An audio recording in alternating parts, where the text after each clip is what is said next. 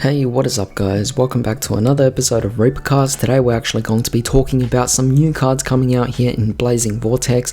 Obviously we last time talked about the S-Force archetype that was introduced. We looked at about 3 or 4 cards at that time. So now in this particular case we're getting more cards for the S-Force archetype, which is going to be very exciting. So let's just begin right away. The first card we have here is called S-Force Justify, a Link 3 Light Cyberse Link effect monster, points to the top left, top and top right. Oh my goodness, that's actually awful. The materials require 3 effect monsters, including an S-Force monster. You cannot summon or set monsters to a zone this card points to. Okay, that's actually not too bad. So that basically means you're locking out your opponents. Quick effect, you could target one face-up effect monster your opponent controls, negate its effects until the end of the turn, then you could move the opponent's monster to their monster zone that this card points to. You can only use the effect of S-Force Justify once per turn. At the start of the damage step, if this card attacks, you can banish all monster this card points to. That's a very specific kind of gimmick that actually goes on with this card here. I don't necessarily feel comfortable with this particular card. The next card we have over here is S-Force Bridgehead, a field spell card, so that's definitely very nice of course. When this card is activated, you could add one S-Force monster from your deck to your hand. When an opponent's monster declares an attack on your S-Force monster in the same column, you could activate this effect. That monster you control cannot be destroyed by battle. You can only use this effect of this card once per turn. You can only activate one Bridgehead per turn. Interesting card. I do like the first effect for the fact that it just searches things out for you. Of course it is a hard once per turn, so it's definitely going to be quite detrimental for the deck itself in terms of consistency, for the fact that if you draw into 2 copies, technically you have 1 dead card in the hand. But with that being said, it is definitely better than the previous card we talked about. The next card we have here is S-Force Gravitino, a level 5 light psychic effect monster, 2000 attack, 1400 defense. Each of your opponent's monsters in the same column as one of your S-Force monsters is banished when it leaves the field. If this card is normal or special summon, you could add one S-Force card from your deck to your hand except itself. You can only use this effect of S-Force Gravitino once per turn, so that's definitely nice. So we basically have 2 searches in this particular scenario. That's amazing.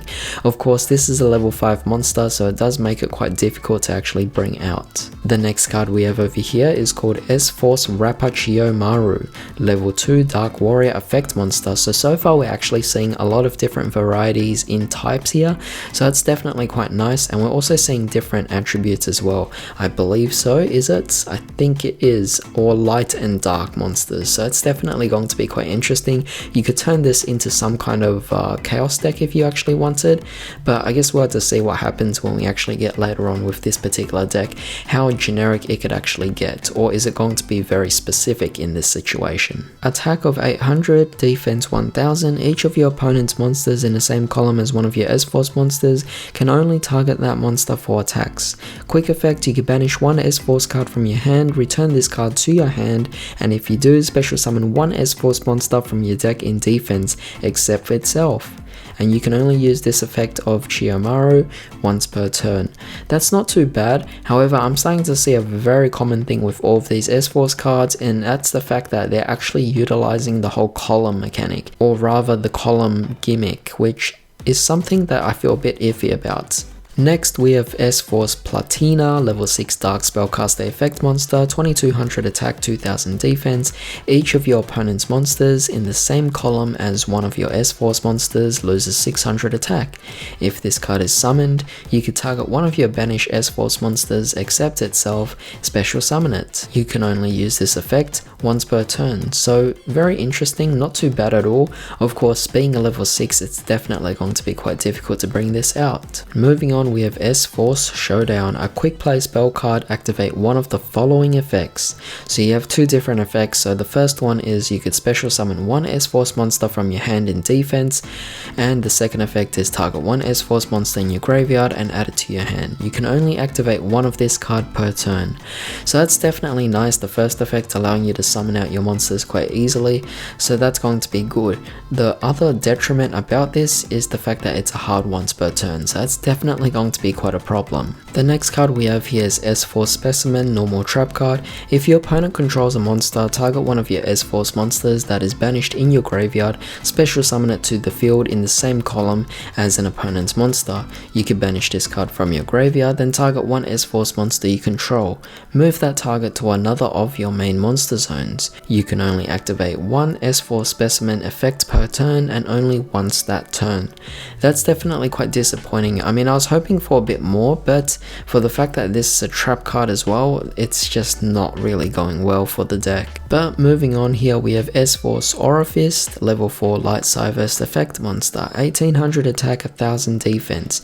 Your opponent cannot target any of their monsters in the same column as one of your S-Force monsters with card effects. When a monster your opponent controls activates its effect, quick effect, you can banish one S-Force card from your hand, destroy that monster.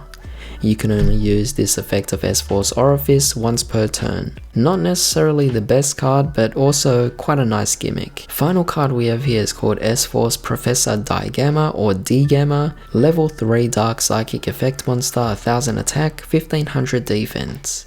Each of your opponent's monsters in the same column as one of your S-Force monsters cannot change its battle position. If this card is normal summoned or special summoned, you could target one face-up monster your opponent controls and change its battle position. You can only use this effect of S-Force Professor Digamma once per turn. Not particularly an amazing effect, so that's quite unfortunate. As an overall with this particular archetype, I must say I'm quite disappointed for each of these effects. I'm actually thinking at first, when I actually looked at it, with the 3 or 4 cards that was released last time, I was actually kind of getting excited for the deck. I thought that there was some kind of potential at least, but now that I actually look at all of these newer cards here, it seems to have very poor synergy. It seems to be specific to only one particular gimmick, and that would be the columns, and it seems extremely difficult for all of these to actually play out as well. I don't know, maybe it's something I'm actually missing out on. What do you guys actually think about this? It just doesn't seem right. It seems like a deck that's going to be awful at consistency. It just doesn't seem like it has good synergy whatsoever, and there's no end result to it. There's no win condition, which seems kind of off with this particular deck itself. So as a personal view of this, I don't think I'm a fan of it. However, what we do know here is we are actually getting a new promo card, and we actually have the effects as well. So it's actually called Chrono Driver Temp Whaler, or rather Time Thief Temp Whaler, so it's definitely very nice. We're getting a new Time Thief card. It's a level 4 Dark Machine effect monster with 800 attack and 1400 defense. First and second effects can only be used once per turn. First effect, you contribute this card, then target one monster your opponent controls, banish that monster until the end phase. Second effect, if this card is in your graveyard, you could target one Time Thief monster you control, accept itself, return that monster to your hand, and if you do, special summon this card. This card is banished if it leaves the field. That's definitely quite nice. I do like that particular effect because it actually brings back your dog, or that rewinder card that pretty much starts you off with your combos, and allows you to reutilize that particular card itself. So that's quite nice with this particular effect. The first effect, you could actually tribute it to target one of your opponent's cards and banish it. It's okay. It's not particularly the most amazing thing because of the fact that you're just going to bring back the monster anyway. It could technically slow down the opponent to a certain degree, but again, I don't think it's too amazing. They could adjust that particular effect to banish it until the end of your opponent's next turn, which would be a lot better than actually this. However, that's pretty much it for all the new cards today, so I hope you guys actually enjoyed this. If you did, definitely drop a like and also share this video. Don't forget to subscribe to see more videos just like this, and of course hit the bell notification as well so that you know the latest video is out.